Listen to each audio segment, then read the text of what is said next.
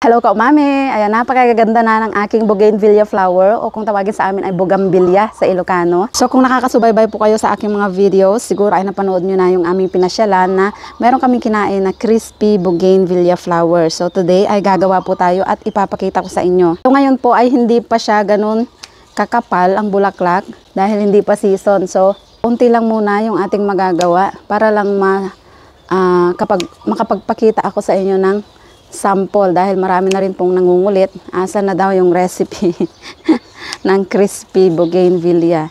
At yung kukunin lang po natin ay yung mga hindi pa ganun katigas. Yung mga parang bagong bukal lang. Okay na po siguro ito at huhugasan lang natin para matanggal yung mga alikabok. At tatanggalin na lang muna natin from the stem. Dahil hindi na po natin iyon kailangan. Ayan. So dapat po ay yung hindi pa magulang ang prituhin natin. Baka kasi maging makunat. Katulad nito, baka medyo makunat na siya dahil brown na kumpara dito sa bagong bulaklak. Ito. Mas maganda sana kung ganitong mga bago yung prituhin po natin. So magpapainit na po tayo ng mantika. Medyo damihan lang natin mga kaumami para deep fry talaga. Dito po ay meron akong kalahating cup ng harina. 1 kalahating tablespoon ng cornstarch, 1 kurot ng ground pepper, 1 kurot ng seasoning, bahala na kayo kung anong pampalasa ang gusto nyong gamitin, at paprika. Ayan, tinansya ko na lang din yung paprika. Haluin po natin. At lalagyan po natin ng tubig. Ito po ay galing sa ref, kailangan malamig. Gradually lang para matansya natin kung gaano kalapot yung gusto nating consistency ng ating butter. Dadagdag pa ako. Hindi po siya kailangang masyadong malapot, hindi rin namang kailangan napakalabnaw. Parang yung ginawa po natin sa ating crispy katuray kung naaalala nyo po. So ganyan lang po siya. Hindi malapot, hindi rin sobrang labnaw. At ito na yung ating hinugasang bougainvillea flower. Pinatuluan lang natin kaunti. Maglalagay na po tayo ng bulaklak sa ating butter. At i-coat lang natin yung mga bulaklak. Mainit na ang mantika kaya maglalagay na tayo. Diba? Napaka-cute. Very creative. At exciting syempre. Yung mga nakikita nating bulaklak na paganda sa paligid ay pwede pala natin itong kainin. Lalagyan natin ng space para naman maganda yung pagkakaprito. Habang pinipirito, magkahanda na ulit tayo ng mga bulaklak sa ating butter. Baliktarin lang po natin. Yung apoy po natin ay hindi ganun kalakas. Tamang-tama lang dahil manipis yung ating bulaklak, baka naman masunog. At okay na ang ating first batch. Hahanguin na po natin. Super crispy na po ng ating mga bulaklak. Ayan, maglalagay na po agad tayo. Yung pong mga natikman ko sa pinasyalan namin ay buo-buo. Parang tumpok-tumpok po yung pagkakaprito. Pero itong ginagawa natin ay inihiwa-hiwalay natin para mabadis nating mapakrispy. Ang ating first batch, crispy. Last batch. Ako lang po ang kakain, kaya napaka-kaunti lang ng ating ginagawa. Pero feeling ko ang dami niya. Feeling ko hindi rin natin mauubos.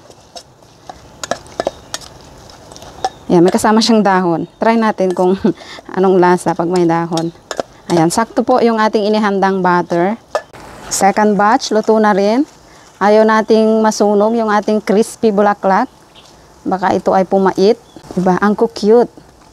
Maganda rin itong pang side dish or decorate kapag meron kayong mga special occasion, diba? Last batch mga kaumami.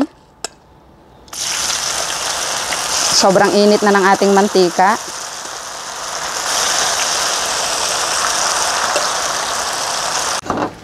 Second batch.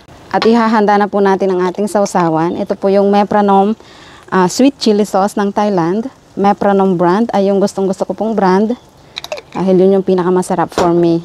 Ito na po yung ating third batch. Ayan, so luto na ang ating crispy bougainvillea mga kaumami. Subukan natin.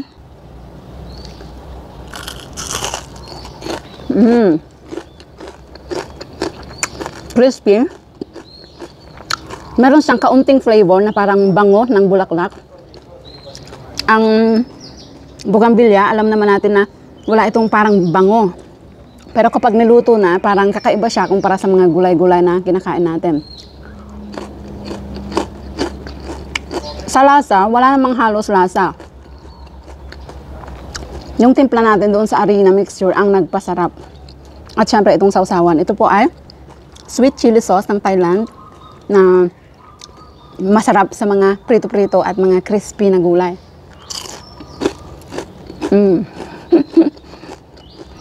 Pwede. Pang snack.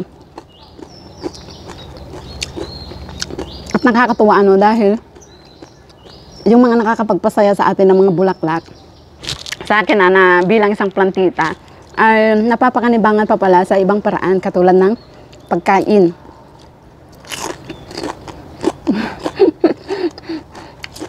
Nakakatuwa.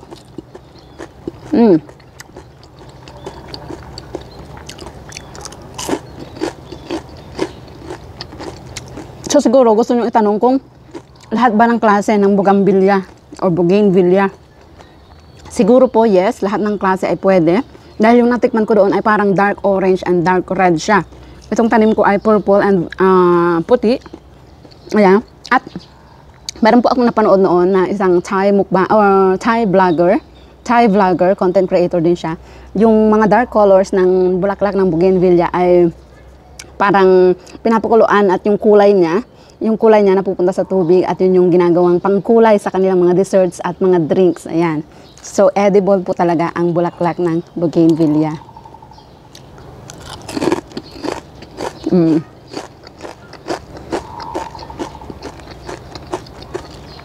At hindi ko alam kung meron pang ibang paraan ng luto dito. Dahil prito pa lang yung natitikman ko. At siguro pwede rin pang side dish sa mga important occasion o sa mga party, di ba? Para ma-excite yung inyong mga papakainin.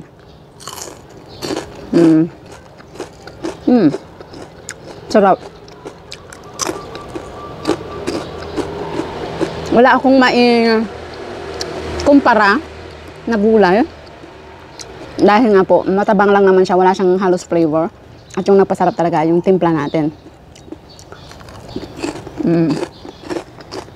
Kaya kung meron kang bougainvillea dyan, bougainvillea ng inyong mga nanay, subukan nyo po para maranasan nyo rin yung excitement na nararanasan ko tuwing nakakatikim ako nito.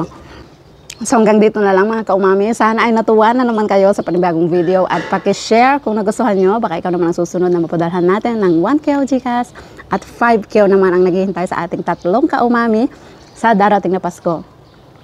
Please share. Thank you for watching.